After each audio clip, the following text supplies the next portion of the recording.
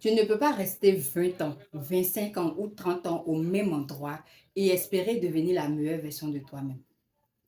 Si tu veux évoluer, changer, t'élever, il faut apprendre à quitter l'environnement où tu as toujours été. Surtout lorsque cet environnement ne reflète pas la personne que tu veux devenir. Tu ne pourras jamais briller parmi les gens qui te voient qu'à travers ton passé. À chaque petit pas, ils te rappelleront qui tu étais. Quand tu parleras bien, ils te diront depuis quand? Depuis quand tu parles comme ça? Depuis quand tu choques? Quand tu t'habilleras mieux, ils te lanceront des phrases pour te gêner. Chu, aujourd'hui tu portes vessie, maintenant tu as un talon. Hein. C'est pas une petite robe plaquée, hein. Chu, chu. Et quand tu te démaquilleras, ils te rappelleront tes failles. Alors pars, va briller ailleurs, va grandir, va te perfectionner, va te modeler dans un autre environnement. Et surtout, impose le résultat. Parce que si tu restes là où tu as toujours été, ils te freineront. Tu ne pourras pas mieux évoluer, tu ne pourras pas devenir la meilleure version de toi-même si tu restes là où tu es. Parce que ta lutte sera dure, s'aimer d'embûches et d'épines.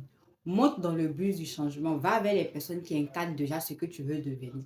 Mêle-toi à elles, même si tu n'es pas encore à leur niveau. À force d'être au milieu d'elles, tu finiras par leur ressembler. Moi, c'est exactement ce que j'ai vécu. Hein. Là d'où je viens, on n'a pas l'habitude de parler un langage soutenu. On parle comme on peut. On fait comme on peut. Chacun se débrouille à sa manière. Chacun fait ce qu'il peut à son niveau. Mais moi, j'ai voulu me démarquer. J'ai voulu faire autrement. Et ça m'a même valu un surnom. Je me rappelle, genre la blanche. Aujourd'hui, même si c'est encore là. Au début, ça me faisait sourire.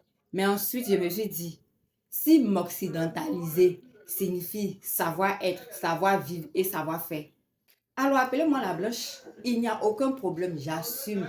J'aime bien même. Et comment je me suis démarquée? Je me suis démarquée parce que j'ai eu d'autres modèles. J'ai vu autre chose que ce que je voyais d'habitude. J'ai entendu d'autres voix que celles que j'entendais toujours. Je suis allée ailleurs. J'ai ouvert mes horizons. J'ai vu, j'ai regardé, j'ai entendu, j'ai dit ouh.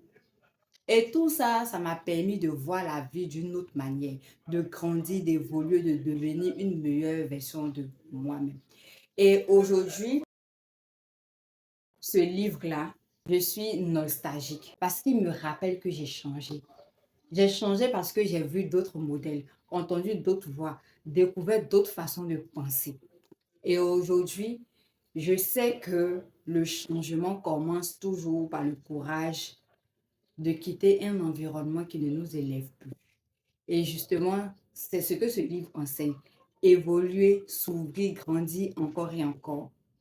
C'est l'un des enseignements puissants que je tire de ce livre, devenir la meilleure version de soi-même.